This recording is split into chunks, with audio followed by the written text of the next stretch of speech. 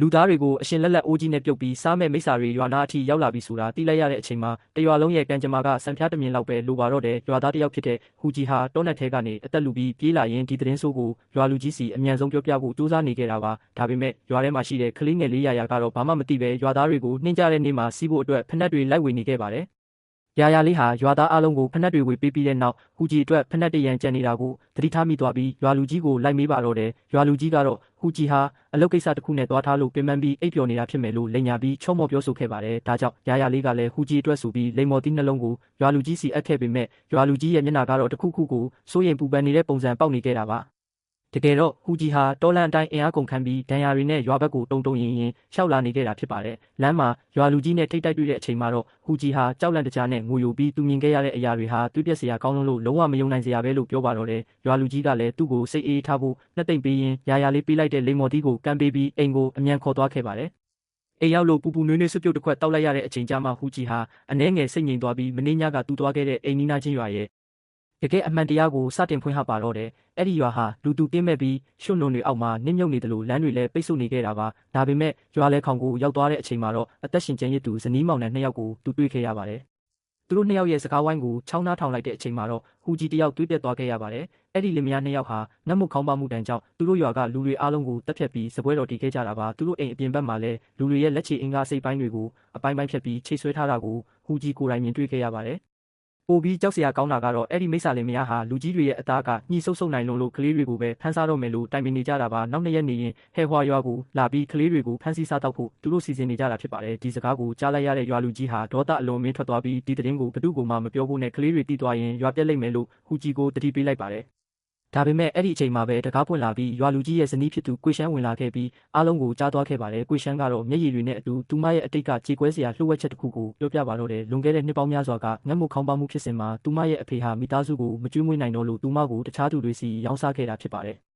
သူမဟာရေနွေးအိုးကြီးထဲမှာအရှင်လက်လက်ပြုတ်စားခံရတော့မဲ့အခြေအနေကိုဆိုက်ရောက်ခဲ့ပြီးဘေးကလူတွေကလည်းဝိုင်းပြီးစောင့်ဆိုင်နေခဲ့ကြတာပါအဲ့ဒီအချိန်မှာအခုရွာလူကြီးဖြစ်တဲ့သူမရဲ့ခင်ပွန်းကထမ်းဖို့တစ်ခုကိုကင်ပြီးအသက်ဆုံးဝင်ခဲ့လို့သာသူမအသက်ရှင်ခဲ့ရတာဖြစ်ပါတယ်ဒါကြောင့်ကွေရှမ်းကဒီလိုလူသားစားမိစ္ဆာတွေကိုတယောက်မှအလွတ်မပေးပဲရွာကိုကာကွယ်ဖို့အတွက်တိုက်ပွဲဝင်ရမယ်လို့ဆုံးဖြတ်လိုက်ပါတော့တယ်သူတို့ကိုလွတ်ပေးလိုက်ရင်နင်တို့ကိုရောလွတ်ပေးမယ်ထင်လို့လားလို့ဒေါသတကြီးအော်ဟစ်နေတဲ့အဖွားအိုရဲ့မျက်လုံးတွေထဲမှာကြောက်ရွံ့မှုနဲ့နာကျင်မှုတွေအပြည့်ဖြစ်နေခဲ့တယ်တကယ်တော့ဒီရွာလေးရဲ့အေးချမ်းမှုနောက်ွယ်မှာလူသားစားတဲ့တားရဲတွေရောက်ရှိနေပြီဆိုတာဘယ်သူမှမသိခဲ့ကြပါဘူး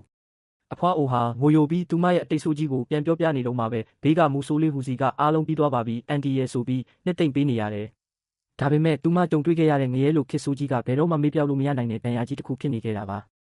ါလွန်ခဲ့တဲ့နှစ်ပေါင်းများစွာကသူမကိုကယ်တင်ဖို့အတွက်လူငယ်တယောက်ဟာအသက်နဲ့ရင်ပြီးရန်သူတွေကိုလှုပ်တစ်ချောင်းနဲ့ရွရွချွန်ချွန်တိုက်ခိုက်ခဲ့ရဘူးတယ်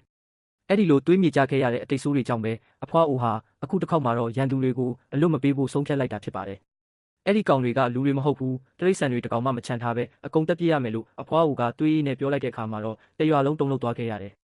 ဒါပေမဲ့တားကောင်တွေကိုပဲဖမ်းဖူးတဲ့မူဆိုးလေးဟူစီကတော့လူတက်ဖို့ထိစိတ်မရဲပဲတုံဆိုင်နေခဲ့ပါတယ်အခြေအနေတွေပိုပြီးတင်းမာလာချိန်မှာပဲရွာလူကြီးဖန်ကဟူစီကိုအဲ့ဒီရွာမှာတကယ်ပဲလူ2ယောက်ပဲကျွန်တော်ဒါလာလို့မေးမြန်းပြီးအခြေအနေကိုတုံးတက်နေခဲ့တယ်ဟူစီကလည်းသူကိုယ်တိုင်ကြောက်လန့်တကြားထွက်ပြေးခဲ့ရတာမို့အသေးချာမပြောနိုင်ပဲဖြစ်နေခဲ့တာပါသူတို့ရဲ့လက်သေးတွေကငါတို့ရွာကကလေးတွေစီအထိဥတီနေပြီးဘာမှမလုပ်ဘဲနေလို့မရတော့ဘူးလို့အဖိုးအိုကပြောလိုက်တဲ့အခါမှာတော့တိုက်ပွဲကရှောင်လွှဲလို့မရတော့တာထင်ရှားသွားခဲ့တယ်ဒါကြောင့်ပဲသူတို့ဇနီးမောင်နှံဟာဒီညမှတင်ရန်သူစခန်းကိုတွားဖို့ပြင်ဆင်ကြပါတော့တယ်ကလေးတွေကိုထိပါလာတာကိုမခံနိုင်တဲ့မူဆိုးလေးဟူစီဟာလက်တီးကိုချစ်ပါအောင်ဆုပ်ပြီးအန်ဒီတို့ပြောရမှန်တယ်ကျွန်တော်ရဲ့တွားပါမယ်လို့ဆုံးဖြတ်ချက်ချလိုက်တယ်ဒါပေမဲ့အဖိုးကိုကတော့ဟူစီကိုရွာမှာကြံခဲ့ပြီးကလေးတွေကိုကာကွယ်ဖို့တားဆီးနေခဲ့ပြန်ပါတယ်တော်ကြဆန်းမငင်းကြနဲ့တော့ငါတို့3ယောက်လုံးအတူတူတွားကြမယ်လို့အဖွားအိုကပြက်ပြက်တသားအမိန့်ပေးလိုက်တဲ့အခါမှာတော့အငင်းပွားမှုတွေရပ်တန့်သွားခဲ့ရတယ်သူတို့ဟာရွာရဲ့အနာဂတ်အတွက်အသက်ကိုပဓာနမထားပဲတိုက်ပွဲဝင်ဖို့တွေးသစ္စာပြုလိုက်ကြပါတယ်ဒါပေမဲ့ဒီလိုတွေးပြက်စရာအခြေအနေတွေရဲ့တစ်ဖက်မှာတော့ရွာလေးထဲမှာကလေးငယ်တွေရဲ့စော့ကစားတံတွေနဲ့အေးချမ်းသာယာမှုတွေရှိနေစေဖြစ်ပါတယ်သမီးလေးရာဟာအဖိုးအိုစာရေးနေတဲ့စပွဲဝိုင်းစီကိုချစ်စနိုးနဲ့ရှောက်လန်းလာခဲ့တယ်အဖိုးအိုရဲ့မျက်စိကတိတ်မကောင်းတာကြောင့်ကလေးငယ်ရှောင်းတောင်စီကပြောင်းမှုစိုက်ပျိုးနေစာအုပ်ကိုစာလုံးအကြီးကြီးတွေနဲ့ကူရေးပေးနေရတာပါအဲ့ဒီအချိန်မှာပဲရာလေးဟာသူမရဲ့ကြောနောက်မှာလှုပ်ဝက်ဆန်းပြတဲ့ပစ္စည်းတစ်ခုကိုဝတ်ထားခဲ့ပါတယ်တန်တက်အဖိုးဒါလေးသုံးကြည့်ပါလားဒါဆိုစာလုံးတွေကိုအသေးချာမြင်ရလိမ့်မယ်ဆိုပြီးရာလေးကမျက်မှန်တစ်လက်ကိုထုတ်ပြလိုက်တဲ့အခါမှာတော့အဖိုးအိုဟာအံ့အားသင့်ပြီးစွန့်သွားခဲ့ရတယ်ဒါကဟိုဘက်ကဘာကနတ်မင်းပေးတဲ့ယတနာပဲဖြစ်ရမယ်ဘာလို့ဒီလောက်တောင်ပေါ်ပါနေရတာလဲလို့အဖိုးအိုကမယုံနိုင်တော့အောင်ရေရွရင်မျက်မှန်ကိုတေချာကင်တွေကြည့်ရှုနေခဲ့ပါတယ် ရာရာလေးကအဖိုးအိုကိုခေါင်းငုံခိုင်းပြီးမျက်မှန်ကိုအသားအရတက်ပေးလိုက်တဲ့အခါမှာတော့အဖိုးအိုရဲ့ပုံစံဟာပညာရှိဆရာကြီးတယောက်လိုချက်ချင်းပြောင်းလဲသွားခဲ့ရတယ်။အဖိုးအိုဟာမျက်မှန်တက်ပြီးစာအုပ်ကိုပြန်ကြည့်လိုက်တဲ့အခါမှာတော့စာလုံးသေးသေးလေးတွေဟာထင်ထင်ရှားရှားကြီးပေါ်လာပြီးသူ့ရဲ့မျက်ဝန်းတွေထဲမှာမျက်ရည်တွေဝိုင်းလာခဲ့ပါတယ်။မနာပါဘူးသမီးရဲ့အဖိုးကဝမ်းသာလွန်းလို့ငိုမိတာပါအခုတော့အကုန်လုံးကိုအသေးချာမြင်နေရပြီလို့အဖိုးအိုကရာရာလေးရဲ့လက်ကလေးကိုစုပ်ကင်ပြီးစိတ်လှုပ်ရှားစွာနဲ့ပြောရှာပါတယ်။